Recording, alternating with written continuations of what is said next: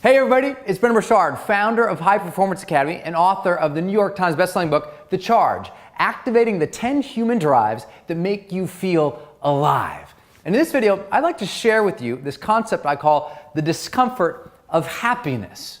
Why is it that so many of us living in this abundant or choice-filled world are struggling so much to feel the deserved levels of happiness we want in life? You know, to feel and maintain this charge that makes us feel happy and engaged and fulfilled with life. When we have so many choices at our feet and we can be connected with so many different people and information around the world, why is it that we aren't more happy?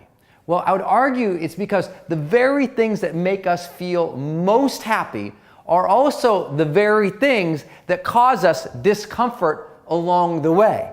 In other words, we can't get here without experiencing some of this. And so how do we manage that? And what is it that truly does make us feel meaningfully happy? And what is it that truly does take to work through in order to get there? Well, that's the subject of this video.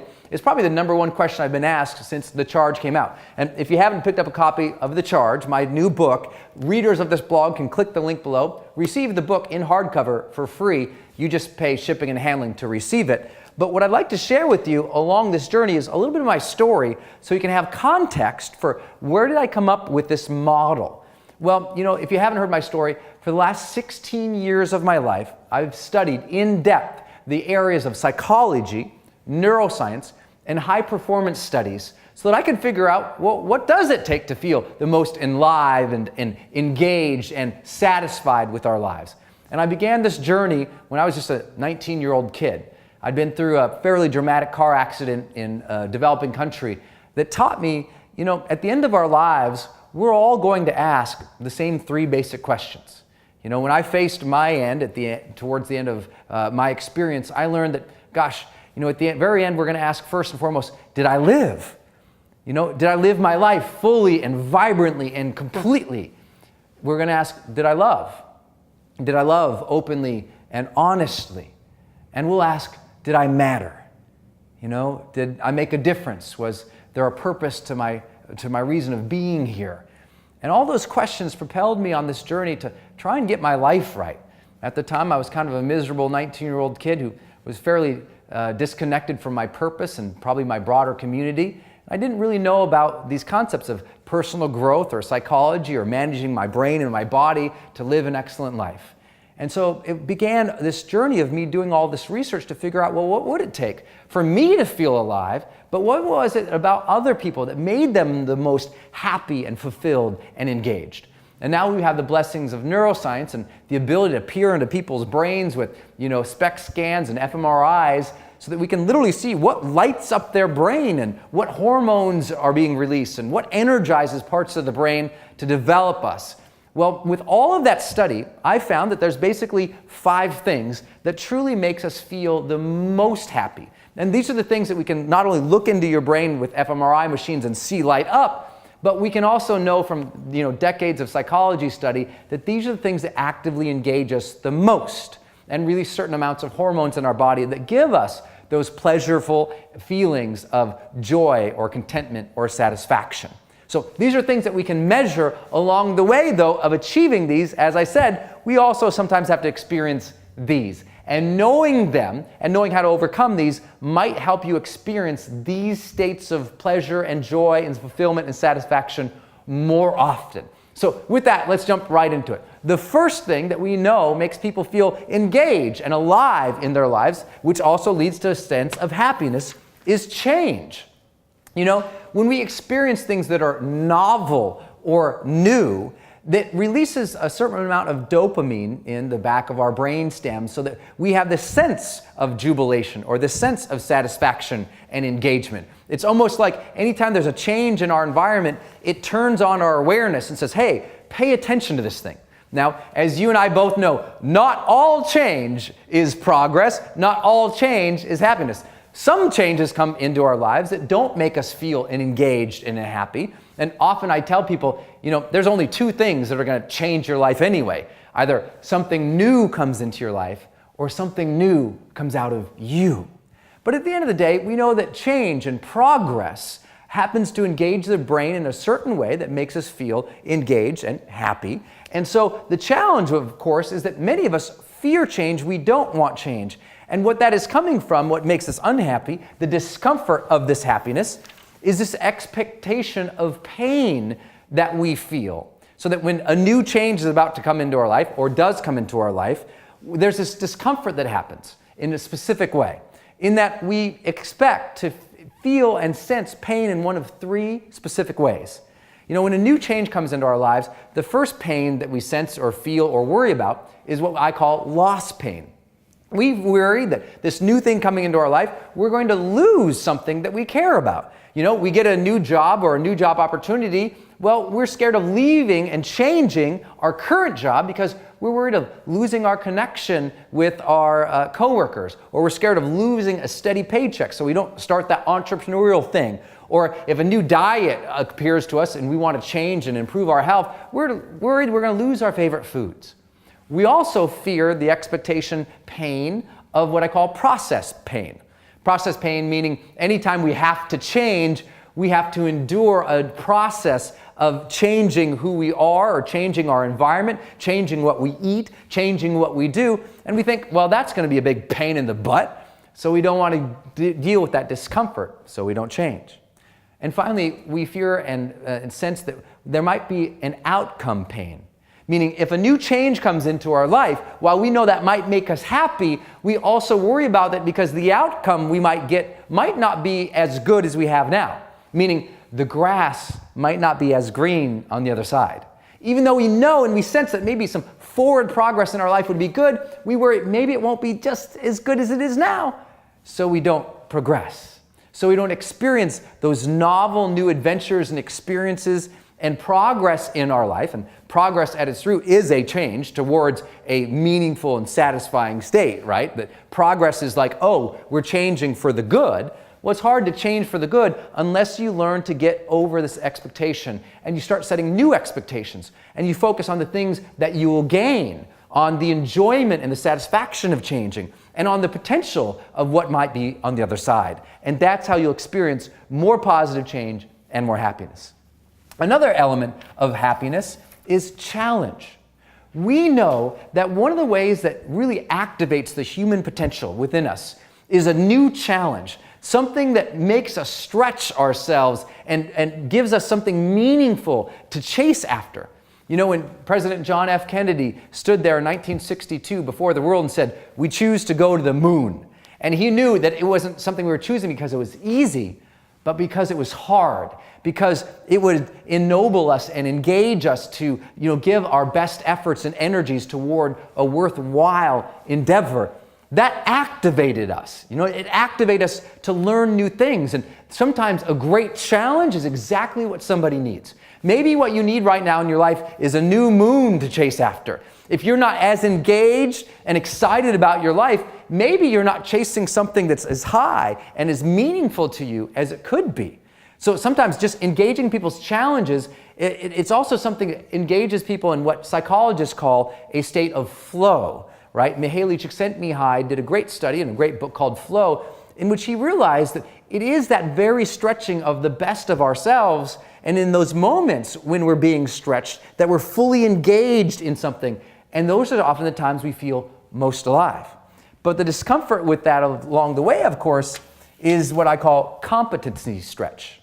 When we set a challenge, there's going to be a period of time when we're chasing after that challenge where it's stretching our knowledge, our skills, our abilities, our very competency in life. And it stretches us, so it's like, I don't know if I can handle that. I don't know if I'll succeed at that. I don't know if I have the competency to do well at that. And we all have a baseline human drive. I talk about that in The Charge, that we want to know and understand and master our world. But give us a big challenge, and immediately we're thrown in discomfort because we're like, I don't know if I can handle that. But if you're going to progress in life and you're going to be fully engaged and happy and fulfilled in life, you've got to be chasing worthwhile and meaningful challenges that just enliven you, that make you get out of bed and chase them down and hunt them and work towards them every single day. And so you've got to learn that stretching yourself is a positive. Not just discomforting, but you should enjoy that process. I love the things that make me grow, even though sometimes I'm scared. And I say, set a new challenge for yourself. I always say, never let your small business make you small-minded. Never let your low lot in life take you away from having high aspirations. And the third thing I know that makes us feel happy as part of our studies is this, is that, this drive for what I call creative expression. That when you are creating, those are the moments in your life you feel the most engaged. Whether it's playing the guitar or the piano, doing your art, or speaking, or creatively expressing yourself through the way that you dress, or you design, or you speak, or you communicate, or you live, or you be. Those are the times that you're demonstrating your uniqueness in the world. And if we know anything from, just paying attention to the general world, you got about 7 billion people on the planet. You're unique. You're different.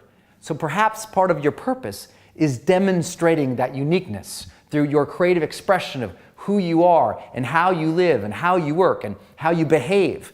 Well, if that's true, the challenge with creative expression for many people is that there's a discomfort and there's a concern about time and reward.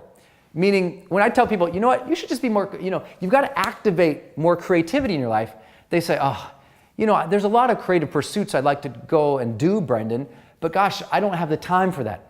I don't have the time to learn a new language. I don't have the time to learn to play the piano. I don't have the time to sit and brainstorm how to do this project more intelligently or more artistically because I'm just trying to get it done and get paid. A lot of us cheat ourselves out of experiencing great levels of creativity because we won't take just a few more moments to think and to contemplate about how can I bring my own unique perspective to this project? How can I influence this new thing I'm working on in a way that is me? How can I bring more me into my life? Because, if I parachuted into your life and we looked at maybe your office or your home or your living quarters, could I sense and see and feel that you've got your fingerprints all over it, that you've designed it, that you set it up, that it's uniquely you? If not, we're missing something very important in your life. You. And it's time to take the time to be more creative in your life.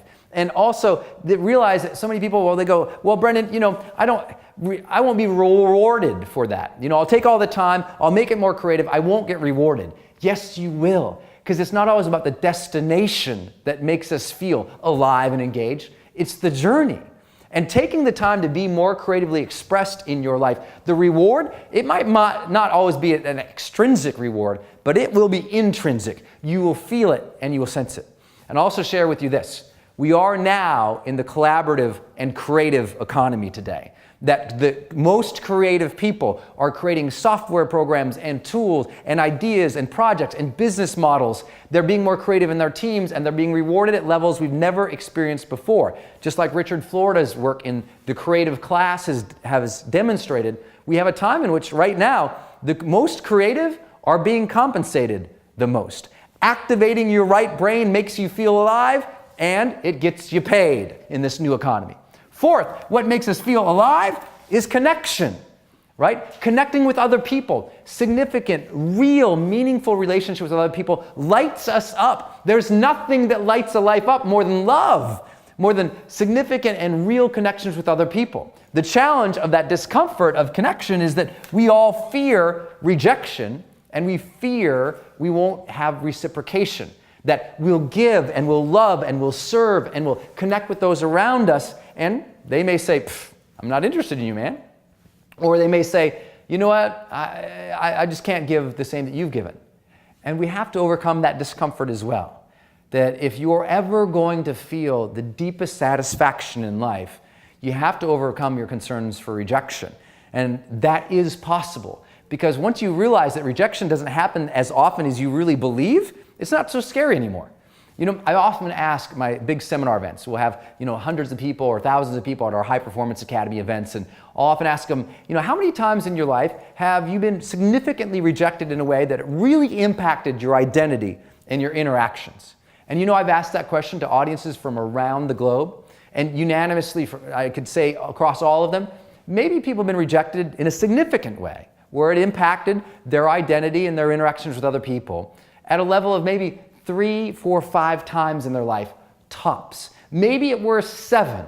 Not to say that more people haven't experienced it, but on average, maybe 5 to 7 people have ever rejected you in a significant way where it altered the course of your identity, your interactions. But haven't you interacted with thousands of people in your life? That those thousands of people thought you were okay, that you were just fine, that they had your back? And if you realize that you're driving your life out of fear of rejection, you're realizing that you're driving your life based on what 5 or 6 or 7 people said to you or how they hurt you, when you got 1,000 people over here who support you, who got your back, you would realize that these thousands of people at your wings could storm these 7 people, and you would realize paying attention to that is not healthy. Realize that more people will support you on your journey of life than will reject you, and when you own that and you realize that, it gives you uncommon courage and ability to put yourself out there more. And realize that, look, having a deep connection with people does not require reciprocation.